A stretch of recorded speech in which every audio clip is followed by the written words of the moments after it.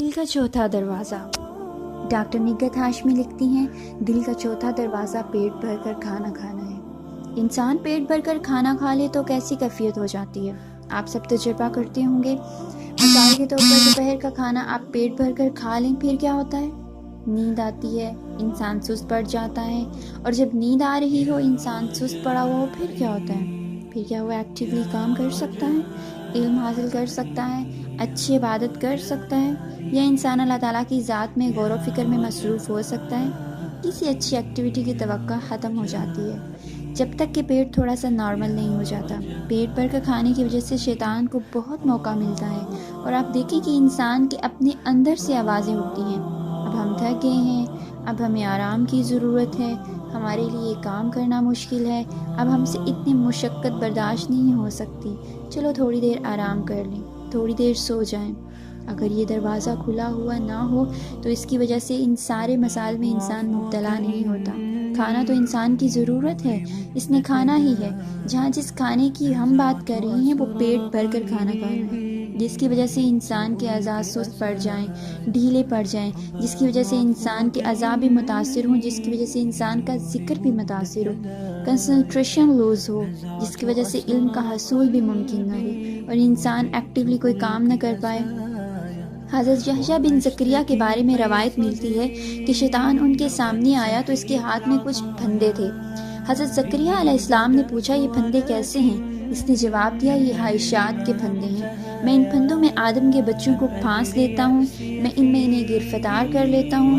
حضرت زکریا نے پوچھا، کیا میرے لیے بھی ان میں کوئی پھندا ہے، یعنی تمہارا کوئی فریب میرے لیے بھی ہے؟ اس نے کہا، ہاں، جب آپ پیٹ بھر کر کھا لیتے ہیں تو آپ کے لیے عبادت کرنا میں مشکل بنا دیتا ہوں، یعنی عبادت کرنا، ذکر کرنا۔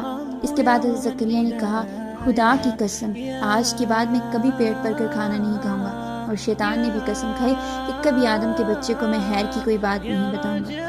شیطان کے پھندوں میں ایک بڑا پھندا پیٹ بھر کر کھانا کھانا ہے۔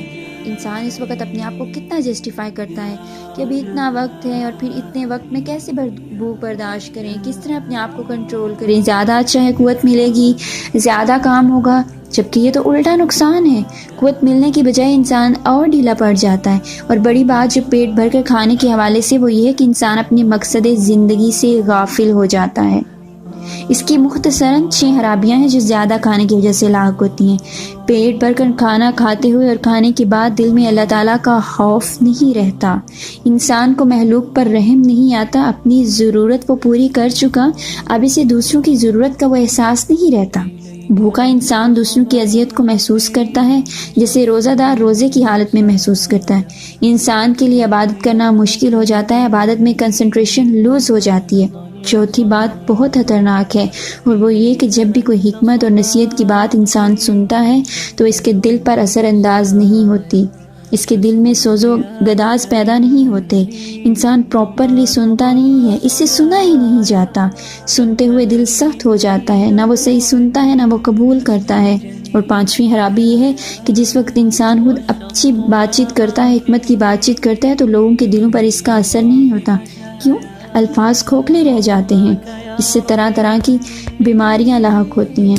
اس سے بہترین طریقے کے ساتھ اس دروازے کو بند کرنا ہے تاکہ شیطان کا ہر وہ راستہ بند ہو جس سے وہ ہمارے دل کے اندر داخل ہو کر ہمارے نفس کی خواہشات کو بڑھاتا ہے۔ اللہ تعالی ہم سب کو اس طرح کے دروازوں کو بند کرنے کی توفیق عطا